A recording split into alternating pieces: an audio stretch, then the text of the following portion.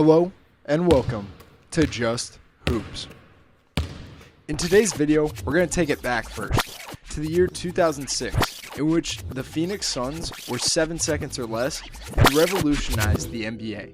Steve Nash and Amar'e Stoudemire had one of the most elite two-man actions in the history of basketball, and in this video we're going to dive in and see what made them so elite individually and also from a team perspective. This pick and roll duo of Nash and Stoudemire is one of the greatest of all time, having 231 assists to each other during their time together over 5 seasons is first in the NBA in terms of duos, ahead of combos like CP and Blake, Stockton Malone, Harden Capella.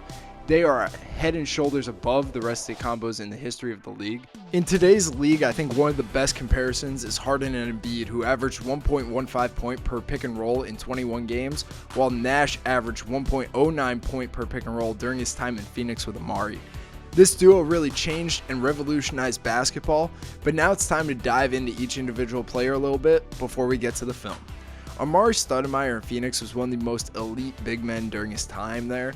His stats in Phoenix were incredible, averaging 21 points, 9 rebounds, shooting an elite percentage from across the floor. More importantly though, let's look at Stoudemire's stats playing with Nash. In 359 games, he averaged 23 points, 9 rebounds, 1 assist, 1.5 blocks, shooting 56 from the field.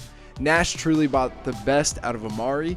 And now let's look at Steve's stats real quick and just his overall impact to the game. Steve was a revolutionary ball handler and playmaker, but his stats show it too, averaging 14 points, 9 assists throughout his career, shooting an incredibly efficient rate.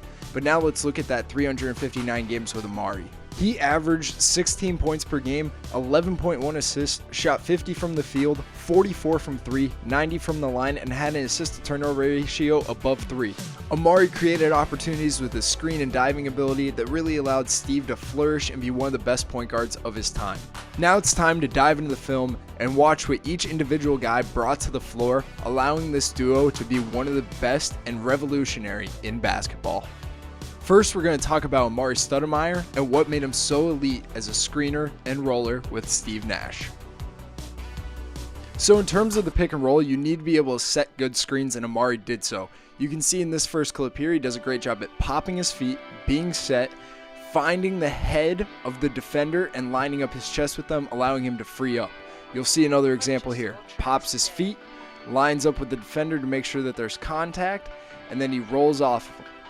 We will dive into more about the roll, but this screening ability is what frees up Steve himself or his teammates and forces rotations, and it all starts with just being solid at the screen, making contact, and giving the guard an opportunity to get downhill and make a play happen. Now let's look more at the roll aspect. So in terms of rolling to the hoop, the most fundamental thing is keeping your chest toward the offensive ball handler. You can see in all these clips here that he is popping his feet, setting the screen, and as Nash comes off the screen, he turns and his chest is always facing Steve, allowing him to always be available for any pass that Nash was able to throw his way. This ability to just always make himself an option, keeping his chest, I was always taught, keep your belly button to the ball. That ability to keep your eyes in an area where you can see where the ball's going, see the defense, and have an open perspective of what's going on will genuinely allow you as a screener to be better and also be a much better roll man at seeing what's going on the floor and making plays happen. One thing that made Amar'e elite though was his ability to slip. He did a great job at slipping, as you can see here in this clip. A slip is when you escape the screen before the ball handler uses it. Here against Denver, they go ice. He understands the assignment, slips the screen, but always keeps his eyes on Steve Nash, allowing him to be able to catch and make a play. Here he slips again, and you can see that he keeps his eyes to the ball, but his chest is going downhill. He's prepared to run hard to the rim and make a play happen. Always keeping himself available is the key and a huge part of why he was so successful alongside Steve Nash. But here is another example of a slip, one last one. He makes a little bit of contact on the on-ball defender and just runs straight to the rim with his eyes on Steve Nash. Just always making himself available was huge. And one last little detail in terms of the skill of a roll, sometimes you just gotta go from point A to point B. You can see in that previous clip against Oklahoma City and this one against Dallas that he does not turn his belly button to the ball. He just rim runs immediately off of the screen, allowing him to make a play downhill quickly and efficiently with the space created by the ball handler coming off of the screen. And this last clip is to show a final detail about being an elite roller. Sometimes you will not get the ball immediately, and you have to be patient. You have to find cracks in the defense. You have to float around the paint, allow the ball handler to create a play downhill, make something happen. And Steve Nash was one of the best at always keeping his dribble, always maintaining and creating advantages, and Amar'e Stoudemire was able to take advantage. Now we're going to look at Steve Nash and what made him so good in terms of being a pick and roll ball handler. The primary things we're going to look at is how he came off of the screen and how he set up the screen. In this first clip, I want you to see what Steve does that allowed him to set up this screen. He did a quick little drop step, allowing him to have his defender back up a little bit and come off. Here against Memphis, you'll see he changes direction a couple times, puts the defender in a spot where they have to be straight up and not allow the rejection, and he comes off the screen. This ability to change pace, change direction before the screen is set, setting up the defender to hit the screen, have contact, and then create a numbers advantage in front of you is a huge part of Steve Nash's success in terms of being a pick and roll ball handler. Another thing that made him successful was how low he was coming off of the screen. Here against Denver, you can see that his shoulder gets to the hip of the screener. That is an elite way to come off of a screen, coming off low, using your quickness and giving you an advantage. But speaking of quickness, another thing is his change of pace. When he came off of screens, he went from a medium pace or a slow pace to all out downhill, I'm going to attack. Sometimes he even went from quick to slow off the screen, but his ability to go slow to fast was huge in his success.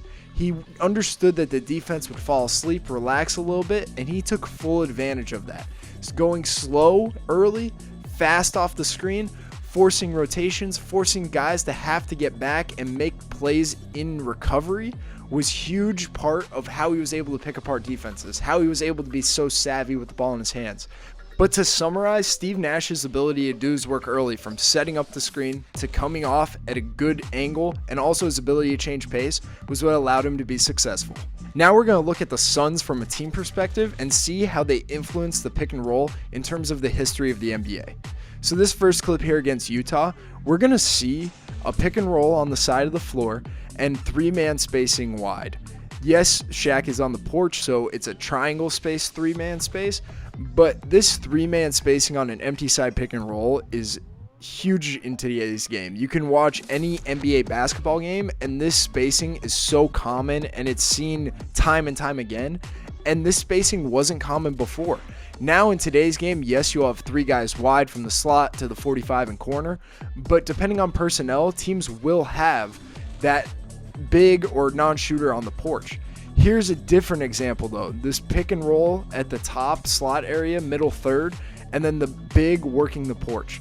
That ability to keep the floor wide and allow non-shooter on the floor, not in the action, to still have an advantage to play with. Putting them on the ball side of the attack allowed the ball handler to get downhill and have a third option. These are just a few things the Suns did schematically that have influenced the NBA ever since. This duo and team changed the game forever. The pacing, the spacing, the overall flow of the game is just so different from what it used to be 20 years ago, and is because of this elite, dynamic, revolutionary duo in Steve Nash and Amar'e Stoudemire. Now, I hope you guys learned something about the pick and roll, about the 7 seconds or less Suns, and about what it takes to be an elite pick and roll player, whether you're a screener or ball handler. For more content like this, please like, subscribe, and share, and we'll catch you in the next one.